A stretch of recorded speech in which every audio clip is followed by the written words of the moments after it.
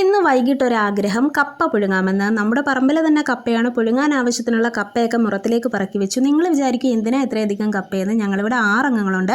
അപ്പോൾ പുഴുങ്ങാനുള്ള കപ്പയൊക്കെ കഷ്ണങ്ങളാക്കി തോല് പൊളിച്ചെടുത്തിട്ടുണ്ട്. ഇനി ഇത് നന്നായി കഴുകിയെടുക്കണം. നല്ല ചെളിയുണ്ട്.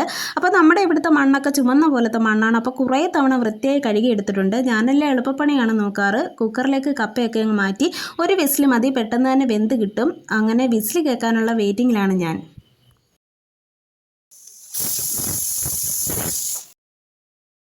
അങ്ങനെ വിസിലൊക്കെ കേട്ടു. ഇനി നമുക്കൊരു ചമ്മന്തി ഉണ്ടാക്കിയെടുക്കണം. കൊച്ചുള്ളി വെച്ചാണ് ചമ്മന്തി ഉണ്ടാക്കുന്നത്. അപ്പോൾ ആവശ്യത്തിനുള്ള കൊച്ചുള്ളിയൊക്കെ ഒന്ന് തോല് പൊളിച്ചെടുത്തിട്ടുണ്ട്.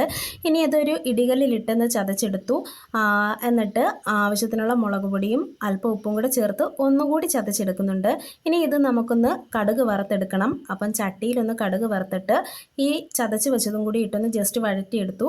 എന്നിട്ട് അല്പം പുളിവെള്ളവും കൂടെ ചേർത്ത് കൊടുത്തു. ചമ്മന്തി റെഡിയാക്കി എടുത്ത് ഒരു പ്ലേറ്റിലേക്ക് വിളമ്പി.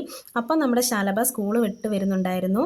അങ്ങനെ അവൾ വന്ന പാടെ കൈയൊക്കെ കഴുകിയിട്ട് കപ്പ കഴിക്കാനിരുന്നു. അപ്പം നമ്മുടെ അയ്യപ്പൻകുട്ടൻ ഉറക്കമായിരുന്നു. അവനെ ചെന്ന് കപ്പ കഴിക്കാൻ വിളിച്ചത് മാത്രമേ എനിക്ക് ഓർമ്മയുള്ളൂ. അവൻ പറഞ്ഞത് കേട്ട് ശരിക്കും ഞാൻ ഞെട്ടിപ്പോയി.